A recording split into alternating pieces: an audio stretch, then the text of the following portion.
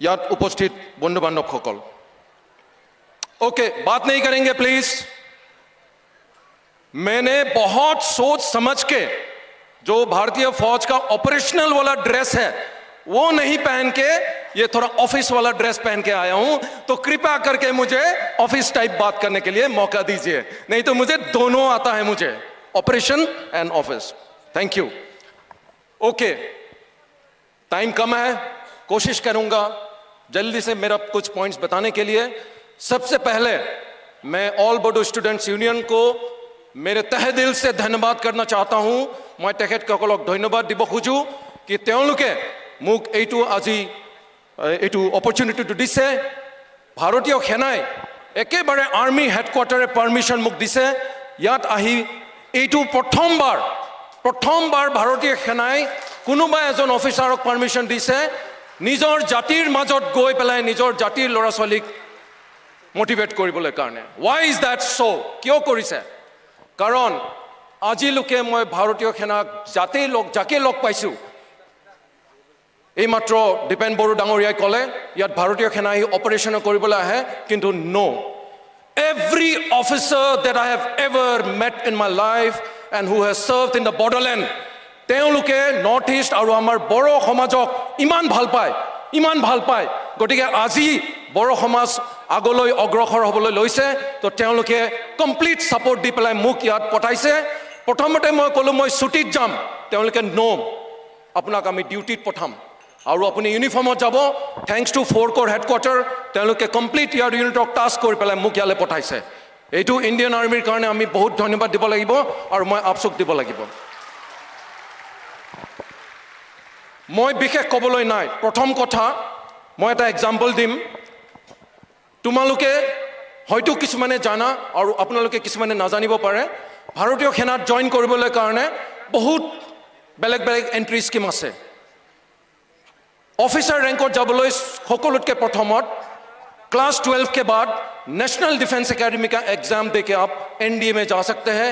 आप movie major साहब और अभी बॉर्डर 2 मूवी आया है, उसमें एनडीए का आपको दिखाया जाता है। और मैं सौभाग्यवान था, मैं एनडीए सिलेक्ट हो पेलाय मैं तार पर पास आउट होइसिलो। गति के किछुमान मैं स्टोरी कम मोर लाइफर जस्ट मोर कबले আজি मातृभाषार कथा हो आछे। मैं मोर एडुकेशन मोर गाँवत যেহেতু আমাৰ তেজপুৰ ফালে আপোনালোকে জানে অসমীয়া মিডিয়াম বড়ো মিডিয়ামৰ ইমান ভেৰি নাছিলে আমাৰ সময়ত, মই অসমীয়া মিডিয়ামত ক খ গ ঘ পঢ়ি পেলাই মই আৰম্ভ কৰিছিলোঁ। তাৰপিছত কিন্তু মোৰ দেউতাই এটা এইটো ভাবিলে মোৰ ল'ৰাক মই অল ইণ্ডিয়া ছাৰ্ভিচৰ কাৰণে মই প্ৰিপেয়াৰ কৰিব লাগে। যেনেকৈ এতিয়া আমাৰ মন্ত্ৰী মহোদয় আৰু সকলোৱে ক'লে ক্লাছ 8-9ত আপুনি ডিচাইড কৰিব লাগিব লাইফত আপুনি কি হ'ব। সেইকাৰণে মোক আমাৰ দেউতাহঁতে মোক সৈনিক স্কুলত পঠালে, কাৰণ CBSE অল ইণ্ডিয়া লেভেলত কম্পিটিশ্যন কৰিবলৈ কাৰণে মই CBSE এডুকেশ্যন কৰিব লাগিব, আৰু সেই সময়ত CBSE এডুকেশ্যনৰ বেছি সুবিধা নাছিলে। চ' মই সৈনিক স্কুলত গ'লোঁ। তাত অসমীয়া মিডিয়ামৰ পৰা ইংলিছ মিডিয়ামত যাওঁতে মোৰ খুব কষ্ট হ'ল। তাত ল'ৰাবোৰ চব গুৱাহাটীৰ পৰা ইফালৰ পৰা আহিছে, টপাৰ কৰবাৰ ভাল স্কুলৰ পৰা ইংলিছ মিডিয়াম, মই অসমীয়া মিডিয়ামৰ পৰা। কিন্তু কষ্ট সহিষ্ণু जितु अपनी करिब पारे, मेहनत से कुछ भी अचीव कर सकता है। क्लास 10 गई मैं मोर बैचर सेकेंड टपार हो गलो और उइथ 88% मार्क्स और हे समय नेशनल टैलेंट सर्च स्कॉलरशिप मैं पाइसिलो। प्रथम मैं मोर देउताक मोर चेक क्लास 11 दिसिलो, एखन मोर प्रथम उपार्जन এই বুলি মই দেউতাক দিছিলোঁ। তাৰপিছত মই ক্লাছ 12 সেকেণ্ড টপাৰ হৈ ওলালোঁ, সৈনিক স্কুলৰ স্কুল কেপ্টেইন আৰু বেষ্ট কেডেট হয়। আৰু তাৰপিছত মই নেশ্যনেল ডিফেন্স একাডেমি প্ৰথম চান্সতে মই ক্লিয়াৰ কৰিলোঁ। কিয়? কাৰণ ভাৰতীয় ফৌজত জইন কৰিবলৈ जो भी क्वालिटी हमें चाहिए वो हमें सब में है, आप सब में है। क्योंकि भारतीय फौज में नौकरी करने के लिए, जॉब करने के लिए, प्रोफेशन में all that is required is physically fit, mentally alert and morally upright. और ये तीनों क्वालिटी हम सब में है, आप सब में है। और मैं जेटा एनडीए गलो 350 सीट्स ऑल इंडिया, तात गई मैं 104 रैंक आसिले all India out of 350, correction 547। কিন্তু ফাইনালি মেৰিট লিষ্ট 350 জইন কৰিলে। আৰু মই তাত গৈ এগেইন কষ্ট কৰি মই 3 ইয়াৰ্ছত তাত ট্ৰেইনিং প্লাছ গ্ৰেজুৱেশ্যন কৰি ওলাওঁতে মই অল ইণ্ডিয়া ৰেংক 12th হৈ মই পাছ আউট হৈছিলোঁ। আৰু বহুতকেইটা এচিভমেণ্ট মই হাসিল কৰিছিলোঁ এইটো কিয় সম্ভৱ হ'ল যেতিয়াই মোৰ ফ্ৰণ্টত এটা মোৰ চেলেঞ্জ আহিছিলে মই ভাবিছিলোঁ মই এজন অসমৰ ল'ৰা মই এজন বড়ো মই কষ্ট কৰিব পাৰোঁ আৰু মোতকৈ কোনো বেছি ভাল নহয় এইটো ভাবি পেলাই মই সদায় কষ্ট কৰিছিলোঁ মই 12th অল ইণ্ডিয়াৰ মেৰিট লৈ পেলাই মই পাছত হৈছিলোঁ এটা কম্পিটিশ্যন আছিলে য'ত तमाम 350 ভিতৰত মই গোল্ড মেডেল জিকিছিলোঁ তাত কমাণ্ডাণ্ট সেই সময়ত ভাইচ এডমিৰেল অৰুণ প্ৰকাশ পিছত তেওঁ নেভেল চিফ বনিছিলে তেখেতে সুধিলে which place do you belong my son I said, sir, I belong to a very small place in Tezpur in Assam. তেখেতে ক'লে that place is no longer a small place. You have made it really big today. So সেই দিনাই মই ভাবিলোঁ মোৰ গাঁৱৰ কাৰণে মই এটা নাম কমাব পাৰিম তাৰপিছত মই ভাৰতীয় সেনাত কমিশ্যন হ'লোঁ 1999ত আজি 27 বছৰ মই চাকৰি কমপ্লিট কৰিছোঁ চিয়াচেন গ্লেচিয়াৰৰ পৰা লাডাখৰ পৰা ৱেষ্টাৰ্ণ বৰ্ডাৰৰ পৰা অপাৰেশ্যন পৰাক্ৰম পাৰ্লিয়ামেণ্ট এটেকৰ সময়ৰ পৰা উৰিৰ সময়ত লাইন অফ কণ্ট্ৰলৰ অপাৰেশ্যন দেখিলোঁ তাৰপিছত এতিয়া অলপতে অপাৰেশ্যন সিন্দুৰ সকলো মই এক্টিভ অপাৰেশ্যন দেখিলোঁ তাৰপিছত গোটেই ভাৰতৰ গোটেই ষ্টেটত মই চাকৰি কৰিবলৈ সুবিধা পালোঁ এইবিলাক মই কিয় কৈ আছোঁ এইকাৰণে কৈ আছোঁ তোমালোকৰ ইমান 3-4 হাজাৰ ষ্টুডেণ্টৰ মাজত মই ভাবোঁ ডেফিনেটলি কিছুমানে ভাৰতীয় সেনাত জইন কৰাটো উচিত হ'ব কিয় মই এটা মোৰ নিজৰ ৰিচাৰ্চৰ মতে 140 करोड़ आबादी का भारत देश में तकरीबन 1 करोड़ गवर्नमेंट जॉब है that includes all states all central government about 47 lakhs तो central government 47 lakhs includes 13 lakh armed forces so if you don't try for armed forces then you are ignoring something where maximum vacancies are there সকলোতকৈ বেছি vacancy আছে armed ফ'ৰ্চেছত in the central government তো সেইকাৰণে কিয়নো ইয়াত আজি শিক্ষাৰ লগত আমি এমপ্লয়মেণ্টৰ লগত কানেকশ্যন কৰিব খুজি আছোঁ তেতিয়াহ'লে মই প্ৰথম কথা ক'ব খোজোঁ আৰ্ম ফ'ৰ্চেছক আপোনালোকে নেগলেক্ট নকৰিব আৰ্মি হওক নেভি হওক এয়াৰফ'ৰ্চ হওক CISF হওক CRPF হওক BSF হওক সকলোতে আপোনালোকে ট্ৰাই কৰিব লাগে কাৰণ তেতিয়াহে আপোনালোকে নেশ্যনেল লেভেলত গৈ পেলাই জিকিব পাৰিব আৰু মই এইটোৱে ক'ব খোজোঁ মোৰ নিচিনাও ৰিম'ট গাঁৱৰ পৰা আহি পেলাই যদি কৰিব পাৰে তেতিয়াহ'লে আপোনালোকে কিয় নোৱাৰিব ইনফেক্ট 10 বছৰৰ পিছত মই ৰিটায়াৰ হৈ মই আহিব খোজোঁ ইনফেক্ট তেতিয়া মই ভাবোঁ আমাৰ কাৰণে জাগা সৰু হ'ব লাগে আৰু এচিভাৰৰ কাৰণে ইমানখিনি জাগা হ'ব লাগিব আপছো তাৰ কাৰণে প্ৰিপেয়াৰ এতিয়াৰ পৰা কৰিব লাগিব মই ভাবিছোঁ এতিয়া মই এটা কথা ক'ব খোজোঁ নেশ্যনেল ডিফেন্স একাডেমীত সকলো শিকায় হৰ্চ ৰাইডিং ছুইমিং এভৰিথিং তো মই হৰ্চ ৰাইডিং আগতে কৰা নাছিলোঁ এইটো সুবিধা অসমত নাছিলে তো হৰ্চ ৰাইডিঙত আপোনাৰ প্ৰথমতে হৰ্চ বহি খোজ কঢ়াই পিছত দৌৰিব লাগে এভৰিথিং 4th ছেমিষ্টাৰত এটা কম্পিটিশ্যন আহে টেষ্ট আহে সেইটো পাছ কৰিব লাগে ঘোঁৰাটোক নি পেলাই এটা অবষ্টাকল কোৰ্চ আছে প্ৰত্যেক 1 মিটাৰত এটা অবষ্টাকল আছে সেই ঘোঁৰাটো অবষ্টাকলত যাব নোখোজে কিন্তু উস্তাদজনে নাকিডালত টানি পেলাই অবষ্টাকলত সোমাই দিয়ে আৰু যে সোমাই ঘোঁৰাটোৱে ওপৰত চাই তাৰপিছত তাক কোনো ৰখাব নোৱাৰে সি একেবাৰে মেক্সিমাম স্পীডত অবষ্টাকলবিলাক ক্লাইম্ব কৰি জাম্প কৰি ওলাই যায় আৰু সেইটো টেষ্টত ঘোঁৰাটোৰ ওপৰত আমাক চেডেল নিদিয়ে বিনা চেডেলত মই নপৰাকৈ তাক ধৰি পেলাই ক্ৰছ কৰিব লাগে সেইটো এটা বিৰাট চেলেঞ্জিং হেৰি মই কিয় কৈছোঁ এইটো কথা সেই অবষ্টাকলটো পাৰ হোৱাৰ আগত ঘোঁৰাটোৰ যিটো জোশ এই ঘোঁৰাটোৰ যিটো সিদ্ধান্ত সেই সিদ্ধান্তটো আজি মই আমাৰ মাননীয় এডুকেশ্যন মিনিষ্টাৰ ডাঙৰীয়া সেই জোশটো আজি মই আপচুৰ আৰু সেই জোশটো মই ইয়াত উপস্থিত উপাধ্যায় ডাঙৰীয়া আৰু এই জোশটো ইয়াত থকা সকলো মানুহৰ ওপৰত দেখিছোঁ ইয়াৰ মই বুজাব খুজিছোঁ কি গোটেই মই ভাৰতবৰ্ষত দেখিলোঁ কোনো এটা ষ্টেটত কোনো ষ্টুডেণ্ট ইউনিয়নৰ ইমান এনেকৈ জোশ ইমান এনেকৈ ইনিচিয়েটিভ মই ক'তো দেখা নাই গতিকে মই ভাবোঁ আজি আপচুৱে যিটো কাম কৰি আছে আমাৰ এডুকেশ্যন আৰু গভৰ্ণমেণ্টে যিটো কাম কৰি আছে সকলোৱে মিলি পেলাই যিটো চেষ্টা চলাই আছে সেই চেষ্টাখিনি যদি আমি ছাকচেছফুলি ইমপ্লিমেণ্ট কৰিব পাৰোঁ দেৰ ইজ ন' কুৱেশ্যন আপোনালোকৰ ল'ৰা তামাম নট অনলি বড়োলেণ্ড গোটেই অসমৰ ল'ৰা ছোৱালীয়ে কিয় ছাকচেছফুল নহ'ব এইটো মই প্ৰথম কথা ক'ব খোজোঁ so' I can already feel the josh মই ঘোঁৰাৰ ওপৰত বহুতে ঘোঁৰাটোৱে যিটো ষ্ট্ৰং তাৰ মটিভেশ্যন আৰু ডিটাৰমিনেশ্যন থাকে সেই জোশটো গৈছে জাষ্ট তোমালোকে সেই ঘোঁৰাটোৰ ওপৰত বহি থাকিব লাগিব অবষ্টাকল ক্ৰছ কৰোঁতে পৰি যাব নালাগিব আৰু এই অবষ্টাকলবিলাক কি টেষ্ট এক্সামছ প্ৰিপাৰেশ্যন লাইট নাই, বিজুলী নাই, বানপানী নাই, যিকোনো প্ৰব্লেম আহক, কিন্তু আপোনালোকে ঘোঁৰাৰ পৰা পৰিব নালাগিব। যদি ঘোঁৰাটোত বহি থাকে ফিনিচিং পইণ্ট পাব, আৰু আপোনালোকে যিটো এম আপুনি ভাবিব সেইটো এম এচিভ হ'ব, ডেফিনেটলি হ'ব।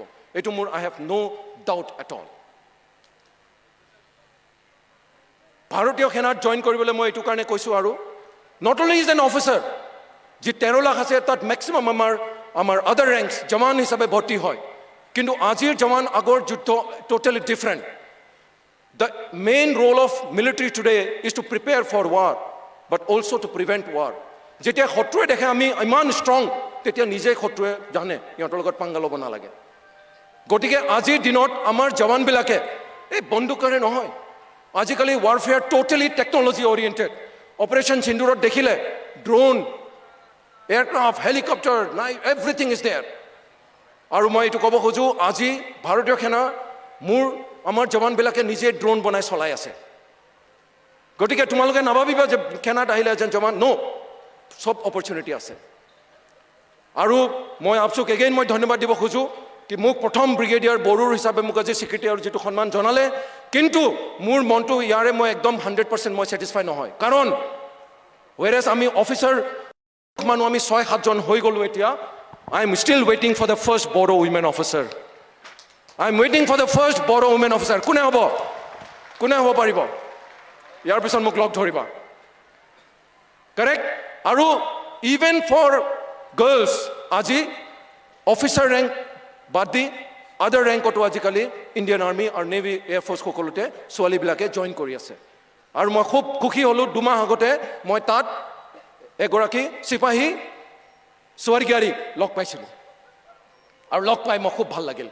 গতিকে মই এইটোৱে কথা কওঁ, ৱেৰেজ সকলো আপচু আৰু সকলোৱে আপোনালোকক UPSC, Assam public service commission, বাকী এক্সামিনেশ্যনৰ কাৰণে তৈয়াৰ কৰি আছে, আৰু আপোনালোকে কৰিব লাগে।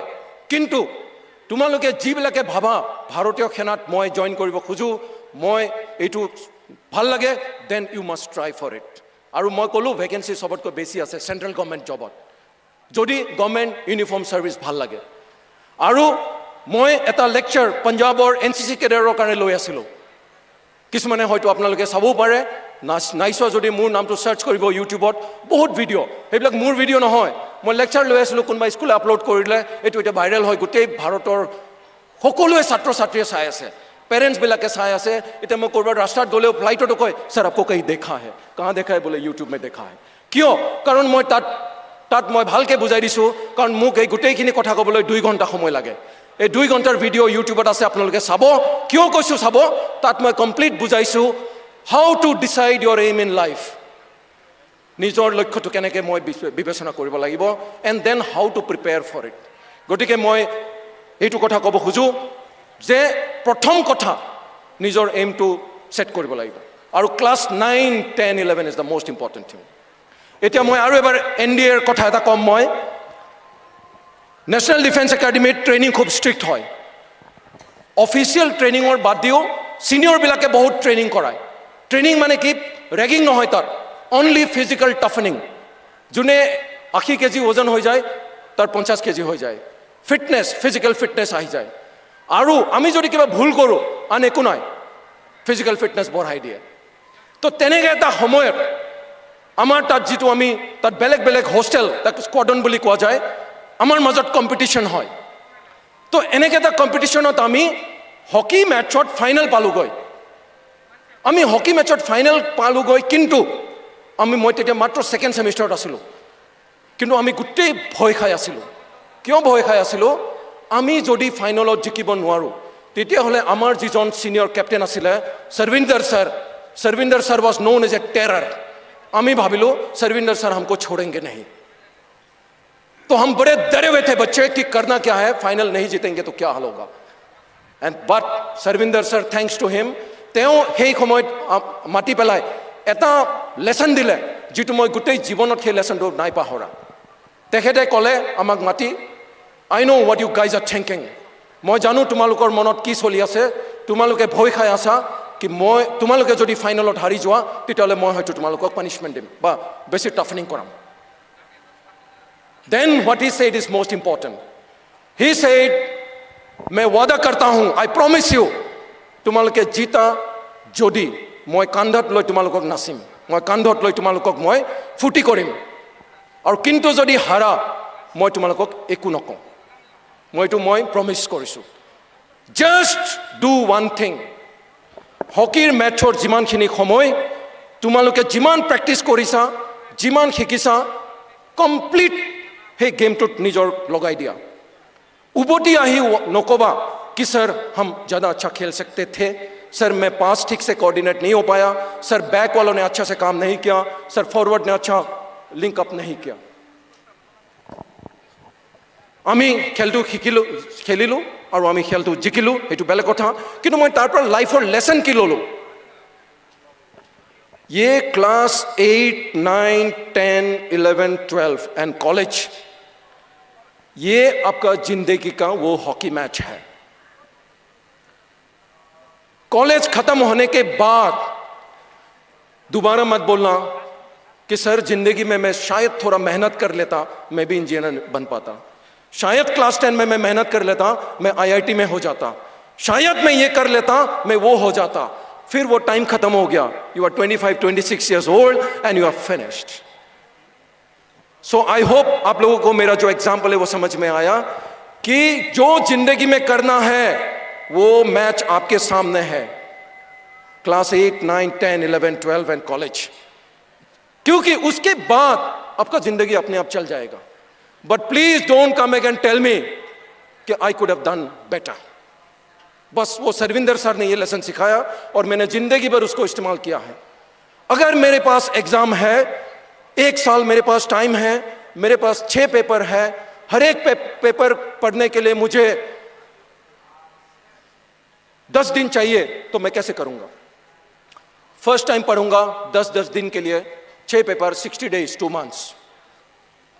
सेकेंड टाइम पढ़ूंगा 8 दिन में, थर्ड टाइम पढ़ूंगा 5 दिन में, फोर्थ टाइम पढ़ूंगा 4 दिन में, और फाइनल एग्जाम के बाद दौरान एक दिन में एक पेपर में पढ़ूंगा। That is the only way to success. Only way to success is set your aim, focus, मेहनत and achieve it. खुद को पूछना है, what do I want to do with my life? What does it involve? और ये जो आपसू जो मंत्री जी और सभी लोग बोल रहे हैं, आप लोग को सिर्फ ये समझाने की कोशिश कर रहा है कि आपके सामने जिंदगी में क्या क्या ऑप्शंस है और आप इसमें से क्या सिलेक्ट कर सकते हो, और आपको बता रहा है कि क्या ऑप्शन में आपको क्या मेहनत करना चाहिए। Amar Khamot, if I had to imagine a particular theory or a diagram, it was just a black and white page and a photograph. Today internet में आप देखिए उसको 3D में देख सकते हो, घुमा घुमा के देख सकते हो, ऐसे लगता है कि मैं ताजमहल में खुद पहुंच गया हूं, जाने का जरूरत ही नहीं है। पहले सिर्फ एक ब्लैक एंड व्हाइट फोटोग्राफ होता था। So what I am trying to say, आज आपके सामने तमाम भगवान, तमाम ओहदेदार, तमाम लोग मिलके बोल रहे हैं ये सड़क है, इसमें चलो, ये घोड़ा है उसके पीठ में बैठो और फिनिशिंग पॉइंट नहीं पहुंचने तक घोड़े से मत गिरो। आपका एक ही काम है, उस घोड़े में बैठते रहना है। मतलब एम सेट करना है, उसके ऊपर काम करना है। Discipline is the most important thing. अगर डिसिप्लिन नहीं होंगे कोई बात नहीं, आप जिंदगी जियो, मस्ती से जियो, लेकिन एक दिन आएगा जब आपका कॉलेज का टाइम खत्म हो जाएगा, तब बोलोगे oh I wish I could have done better, शायद मैं जिंदगी में ये मेहनत कर लेता तो मैं ये अचीव कर लेता। तो और मैं विशेष नकওঁ, मैं এইটোৱে কম আকৌ ভাৰতীয় সেনা বাহিনীও এটা ভাল চইচ, ভাল অপশ্যন। মই এনিৱে ক্লাছ 12ত মই বায়'লজিত 96%, মই এজন ডক্টৰ হ'ম বুলি ভাবিছিলোঁ, নহ'লো। পিছত মই ভাবিলোঁ মই ভাল কৰিলোঁ নে বেয়া কৰিলোঁ। কিন্তু টুডে ইফ ইউ আস্ক মি, মোক আকৌ যদি ক্লাছ 12লৈ ঘূৰাই পঠায়, আকৌ মই ভাৰতীয় সেনাই জইন কৰিম। কাৰণ কিয়, ভাৰতীয় সেনাই মোক আজি প্ৰথম কথা এই ইমান সন্মানীয় মঞ্চখন দিছে, জাষ্ট বিকজ অফ ভাৰতীয় সেনা। গোটেই দেশখন মই ভ্ৰমণ কৰিলোঁ, গোটেই জেগাত মই ছাৰ্ভিচ কৰিলোঁ। Luckily for a record, I think one of the record, মই 4 বাৰ ইনষ্ট্ৰাক্টৰ টেনিয়ৰ আছিলোঁ বেলেগ বেলেগ জেগাত ভাৰতীয় সেনাৰ। মই I think about 5,000 officers ভাৰতীয় সেনাত যি আছে এতিয়া তেওঁলোকক মই ট্ৰেইনিং দিছোঁ নিজে বেলেগ বেলেগ ৰেংকৰ এইটো এটা মোৰ কাৰণে এচিভমেণ্ট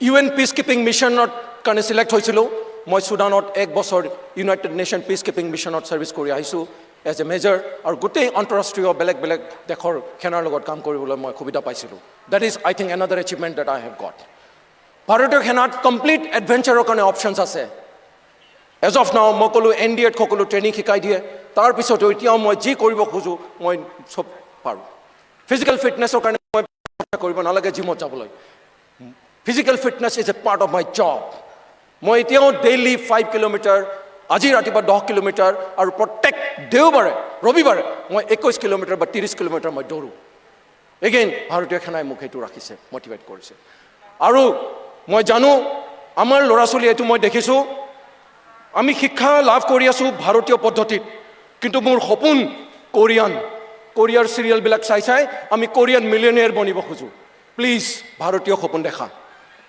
প্লিজ ভাৰতীয় সপোন দেখা দ্যাট ইজ ভেৰি ইম্পৰ্টেণ্ট মই কিয় কৈছোঁ এগেইন থেংকছ টু ভাৰতীয় সেনা মই সাউথ কোৰিয়াৰ 10 দিনত অফিচিয়েল ডেলিগেশ্যন ট্ৰিপ হিচাপে মই যাবলৈ সুবিধা পাইছিলোঁ আৰু মই বেলেগ বেলেগ অফিচাৰৰ লগত তাতো এটা মই বহুত অভিজ্ঞতা কৰিলোঁ কিন্তু মোৰ মনত তেতিয়া আহিল কাৰণ তাৰ মানুহ একেই আমাৰ নিচিনাই দেখাতে ইনফেক্ট ছেকেণ্ড ডেৰ পৰা তাৰ মানুহে মোক কোৰিয়ান বুলি ভাবি মোক কোৰিয়ান ভাষাত কথা ক'বলৈ ষ্টাৰ্ট কৰি দিছিলে গতিকে মই কিয় কৈছোঁ যদি তেওঁলোকে ইমান আগলৈ আধুনিকতালৈ অগ্ৰসৰ হ'ব পাৰিছিলে আমি কিয় নোৱাৰোঁ কম্পিটিশ্যন হ'ব লাগিব healthy competition Udalguri district Baksa Chirang আৰু কোকৰাঝাৰ কৰিব লাগিব কোকৰাঝাৰ অসমৰ গুৱাহাটীৰ ষ্টুডেণ্টৰ লগত কম্পিটিশ্যন কৰিব লাগিব গুৱাহাটীৰ ষ্টুডেণ্টবিলাক দিল্লী ইউনিভাৰ্চিটিৰ লগত কম্পিটিশ্যন কৰিব লাগিব আজি মই সুধিম মোৰ দাদাই মোক যোৱাকালি দেখালে ছেমি কণ্ডাক্টৰ ইণ্ডাষ্ট্ৰী প্লান বনি আছে আমাৰ জাগিৰোডত মোৰ মনত প্ৰথম কথা আহিলে ইয়াত যেতিয়া 5,000 মানুহ আহিব কাম কৰিবলৈ তাত আমাৰ অসমৰ আমাৰ বড়োলেণ্ডৰ কিমানজন ল'ৰা ছোৱালীয়ে তাত কাম কৰিব সকলো বাহিৰৰ পৰা আহিব ৱাই কিয় আমি নিজৰ কাৰণে তাৰ কাৰণে ট্ৰেইনিং কৰা নাই চ' প্লিজ অপৰচুনিটি ক'ত ক'ত ওলাই আছে আমাৰ অসম আমাৰ নৰ্থ ইষ্ট ইমান অগ্ৰসৰ ডেভেলপমেণ্টৰ গৈ আছে গোটেই ভাৰতত খেনাত আৰু বাহিৰত মোক মানুহে কয় north east is the best place and today north east on the path of progression and development কিন্তু মই তেতিয়া মই এইটো ভাবোঁ আমি আমাৰ ল'ৰা ছোৱালীয়ে কিমান তাৰ কাৰণে মই ৰেডি হৈ আছোঁ ক্ৰছ কাণ্ট্ৰি মই দৌৰোঁ মাৰাথন 10,000 ৰানাৰ যেতিয়া মই একেলগে দৌৰোঁ ষ্টাৰ্ট লাইনত ভাবোঁ মই পিছফালে থাকি গ'লে মই ঢাকাত মই আগলৈ যাব নোৱাৰিম তো মোৰ এইম আছে মই আগত থাকিম তাত মই আগতেই গুচি যাম গতিকে আমাৰ অসমৰ ল'ৰা ছোৱালীক মই আই এম কশ্যনিং ইউ এই ছেমি কণ্ডাক্টৰ ইণ্ডাষ্ট্ৰীৰ হোৱাত যেতিয়া প্ৰথম ৱৰ্কাৰ্ছৰ কাৰণে লাইনটো লাগিব সেই লাইনত আমাৰ বেছি ল'ৰা ছোৱালী তাত কাৰণে খাৰা হ'ব লাগিব সেইকাৰণে আজি যিটো আমাৰ শিক্ষামন্ত্ৰী ডাঙৰীয়া আৰু বাকী সকলোৱে ক'লে নিজৰ এডুকেশ্যনটো কৰিবই লাগিব কিন্তু নিজৰ এইমটো লৈ অপৰচুনিটি ক'ত আছে চাব লাগিব মোৰ নিজৰ কেপাবিলিটি কি আছে সেইটো চাব লাগিব গোটেইখিনি লৈ পেলাই এটা SWOT এনালাইচিছ কৰিব লাগিব what is SWOT strength weakness opportunity threat analysis কৰিব লাগিব তুমি যদি NDA যাব খোজা মেথছ ইজ এ পেপাৰ মই যদি আজি মেথছত উইক হয় তেতিয়াহ'লে মই মেথছত কাম কৰিব লাগিব because that is a threat for me strength are the things which I already have weakness মই য'ত য'ত কষ্ট কৰিব লাগিব অপৰচুনিটিজ চাব লাগিব যিবিলাক উইকনেছ মই সেইবিলাকত যদি কাম নকৰোঁ it will become a threat মই যে খুব সুখী মই প্ৰত্যেকবাৰ যোৱা মই এনেকৈ কোনো পাব্লিক ফৰামত অহা নাই কিন্তু মই যোৱা 27 বছৰে যেতিয়াই মই ছুটীত আহোঁ মোৰ যেনেকৈ উপাধ্যায় ডাঙৰীয়ে ক'লে মই লোকেল স্কুলত গৈ লেকচাৰ লওঁ অমুক কওঁ তমুক কওঁ এটা সময়ত 2009ত ওদালগুৰিৰ যিমান এচিভাৰ আছিলে মই তেখেতসকলক এটা প্ৰাইজ দিবলৈ এনেকৈ আপচুৱে আই থিংক অৰ্গেনাইজ কৰিছিলে সুবিধা পাইছিলোঁ যিজনী ছোৱালী টপাৰ ক্লাছ 12ৰ মই একদম দেখিয়েই গম পালোঁ এই ছোৱালীজনী খুব ব্ৰাইট হয় কিন্তু মই তাইক সুধিলোঁ তোমাৰ এইম কি সি ছেড মই IAS বনিব খোজোঁ IAS বনিবা এতিয়া কি কৰিছা বোলে কলেজত এডমিশ্যন লৈছোঁ ছাবজেক্ট কি বোলে এডুকেশ্যন তাইক কোনে ক'ব education is not a paper in the UPSC IAS exam so' please aim what does it involve and work for it and there is no way you cannot achieve it ঠিক আছে I think মই আৰু বেছি সময় নলওঁ ক'বলৈ বহুত পাৰোঁ but then মই অলৰেডি কৈছোঁ I can feel the vibe আপোনালোকৰ জোশ আপচু মাননীয় মন্ত্ৰী ডাঙৰীয়া উপাধ্যায় ডাঙৰীয়া সকলোৱে মিলি পেলাই যিটো অপৰচুনিটি দিছে এই টংলাবাসী এই বড়োলেণ্ডৰ গোটেই অসমৰ সকলোৱে এই অপৰচুনিটিটো গ্ৰেব কৰি পেলাই মই ক'লোঁ সেই মোৰ মাৰাথন ৰেচৰ লাইনত খাৰা হ'ব লাগিব ফাৰ্ষ্ট লাইনত এই ঘোঁৰাটোৰ ওপৰত বহিব লাগিব আৰু পৰিব নালাগিব ফিনিছ লাইন নোপোৱালৈকে পৰিব নালাগিব এতিয়া মই এটাই লাষ্টত ক'ম উপাধ্যায় ডাঙৰীয়া আছে শিক্ষকবৃন্দ আৰু পেৰেণ্টছক বাদ দি ষ্টুডেণ্টবিলাক এবাৰ খাৰা হৈ যাওক মই চাব কোনো কিমান মানুহ টোপনি যোৱা নাই এতিয়াও please stand up please stand all the students एक बार खड़े हो जाइए मेरे लिए एक बार खड़े हो जाइए मेरे लिए ओके এতিয়া মই কিবা এটা কম সকলোৱে ক'ব হো কি ক'ব হো বাস চিঞৰি পেলাই হাত দি পেলাই ক'ব পাৰিবনে okay this is for mister Upadhyay sir okay হয় না ওকে হয় না ওকে হয় না এইটো মানে কি এইটো গোৰ্খা বাটালিয়নৰ war cry Can we do it? Yes, we can do it. Okay, thank you very much. That's all. Thank you very much.